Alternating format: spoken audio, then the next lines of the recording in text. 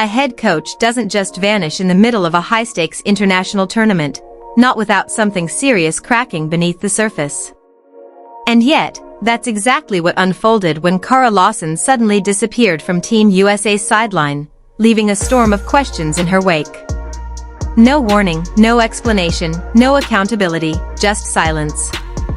And the timing? Impossible to ignore. Because this wasn't happening in a vacuum. This was happening right as Caitlin Clark, the most electric force in women's basketball, was being held back, minimized, and strategically muted in a system that looked completely disconnected from her generational talent. Imagine witnessing a player shatter records, bend defenses, and elevate every possession she touches, only to be benched, controlled, and forced into a slow, restrictive scheme that drains the very essence of what makes her special. That's not development.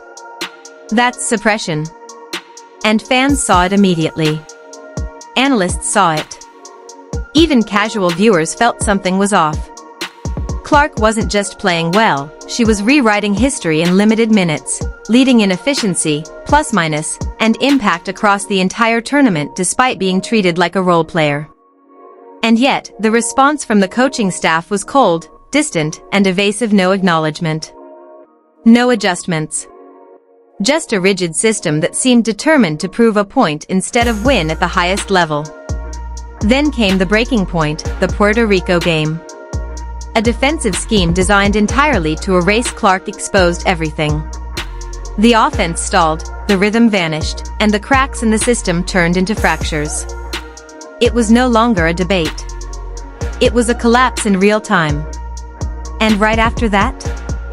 Lawson steps to the podium, dodges every real question, refuses to even say Clark's name, and then disappears completely. No statement. No injury report. No personal reasons. Just gone. That kind of silence doesn't happen unless something behind the scenes forces it. Organizations don't go quiet unless the truth is something they don't want public. And suddenly, a new voice appears on the sideline. A new direction. A new energy.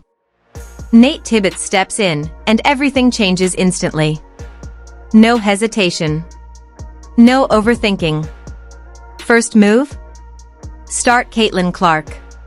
Put the ball in her hands. Let her play her game.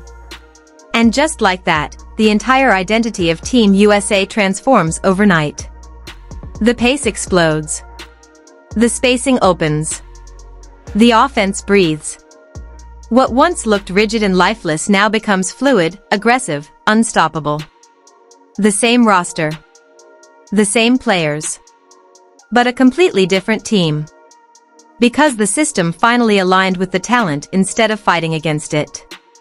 That's not coincidence, that's correction. That's what happens when reality finally overrides stubborn philosophy, and the results? They weren't just better, they were overwhelming. Dominant. Unignorable. Blowout wins by massive margins.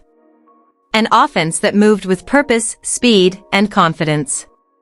Clark orchestrating everything like a maestro, reading defenses before they even set, creating chaos in transition, delivering precision passes that turned into easy points. This wasn't just improvement, this was exposure. Exposure of what had been holding the team back from the very beginning. Under the new system, Clark didn't just shine, she took over completely, proving beyond any doubt that she isn't meant to fit into a system, she is the system. Every stat backed it up. Every possession confirmed it. She led everything that matters, not just for Team USA, but across the entire tournament. Efficiency. Impact. Control. At just 22 years old, she didn't just compete, she dominated on a global stage, rewriting expectations in real time. And that raises the question nobody inside the organization wants to answer out loud. What happens if she had been unleashed from the very start? What kind of historic performance was left on the table because of those early decisions? Because even with Lamette, she still walked away with numbers that most players couldn't touch in a full starting role. That's not just talent, that's inevitability. And beyond the numbers, her presence shifted everything. Viewership surged. Conversations exploded. The global spotlight intensified. This wasn't just about wins and losses anymore. This was about value, influence, and the future of the sport itself. And now all eyes shift forward. Because the real test isn't what happened in this tournament, it's what happens next. The blueprint is clear. The experiment already ran in front of the world. Build around Clark, and you unlock something unstoppable. Ignore that reality, and you risk wasting one of the most transformative players the game has ever seen. The silence from USA Basketball speaks volumes. The coaching change speaks even louder. And the results? They scream the truth, but here's where the story turns from controversy into something even bigger, because what happened in that tournament didn't just expose one coaching decision, it exposed an entire mindset that's been quietly holding the game back. When a generational talent like Caitlin Clark steps onto the floor, you don't manage her into a system built for lesser ceilings, you unleash her and force the system to evolve around her brilliance. That's the difference between good teams and historic ones.